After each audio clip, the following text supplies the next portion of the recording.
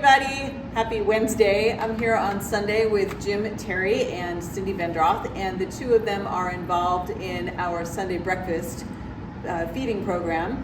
And so I'm here with them because this coming Sunday is Presbyterian Church USA Hunger and Homelessness Awareness Sunday. And so we wanted to make you aware of what goes on down here on Sunday morning, and for you to be able to hear from some people who are involved in the ministry about why they do it. So Cindy is one of our Sunday coordinators. She comes in one Sunday a month, and probably more, and helps to coordinate all the volunteers who are here that day. And Jim Terry is our overall volunteer coordinator, making sure that we have all of the people we need each Sunday to serve. I started coming more during COVID, when it was pretty much shut down, and Alice Ann needed some people to come in and help with the program. And I even did it a few times, but nothing like that. And so during COVID, I was here every day, and I was mostly in the back, I have to say, because I was a little reticent.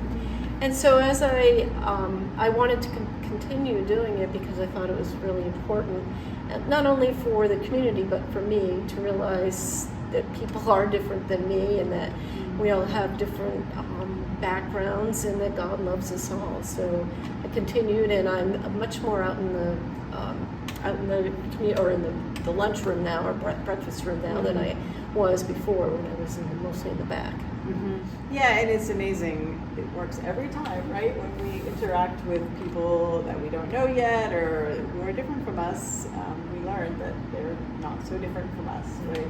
Yeah. And Jim, you coordinate the volunteers overall, so tell me how you got started there. And well, I got started there when we began to shift from, we used to do a kind of cafeteria style. Actually, when Elizabeth and I joined the church in 2006, the sexton, late Jim Quealy, was just doing cereal and fruit. By himself? Wow. Pretty much by himself, and then some of us started helping, and then when he passed away, Barbara Pennell and some of us got together and started doing casseroles, and John Norman, our sexton, really was the guy who said we need to have a hot meal. We need to have something more substantial. This is silly. And we began doing that. And then it evolved as more and more people came. And then we decided, Alice Ann and Bob particularly, Garrett decided, it's sit down, let's not do cafeteria, let's do plates, let's do silverware, let's have a nice meal for people, and let's also get rid of the plastic and the styrofoam and the other things. And so it grew to the point where we had to have dedicated servers to come, because we weren't doing cafeteria anymore, sit down breakfast. And I think that's really good for us to remember that that one man's ministry became a ministry of the whole church. And so for us to remember on a daily basis how our walk of faith and the way we serve can blossom and grow in ways we could never anticipate. And Barbara Pennell started contacting some outside groups, because now the people who actually do the cooking are people who do not belong to Market Square. They come from New Cumberland. They come from Bible Baptist. The kids come in once a month, Bible Baptist Sunday school kids. We have a Korean Presbyterian church from Dillsburg who comes once a month. And all these outside groups make it possible for us to do this. And also servers that are not necessarily part of the church, but want to help serve. That's right. And it's growing so we're serving 140 to 160 people every Sunday, 52 weeks a year.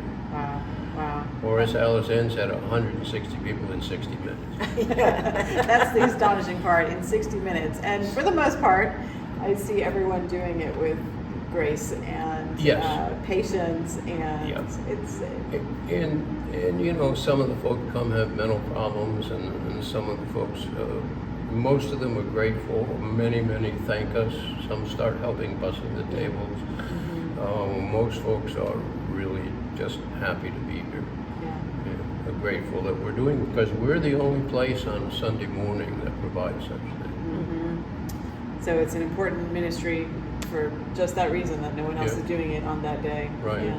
You know. So if people want to get involved, how do they do that? If they want to get involved, they can email me. They can call me. My stuff's in the bulletin. Nancy can give them my email address or my phone, and yeah, we're always looking for more folks, and more the better, because it makes it easier for everybody else. Yep. And so if you want to get involved, call the church office. We can connect you with Jim. And there are many, many different ways to get involved. So thank you both. Just two of the people who participate in the Sunday morning ministry, two of probably a couple dozen. And it's an important ministry for this congregation. And it's important for us to be in service as we seek to be faithful disciples. So thanks for listening today. And thank you, both of you. Thank you.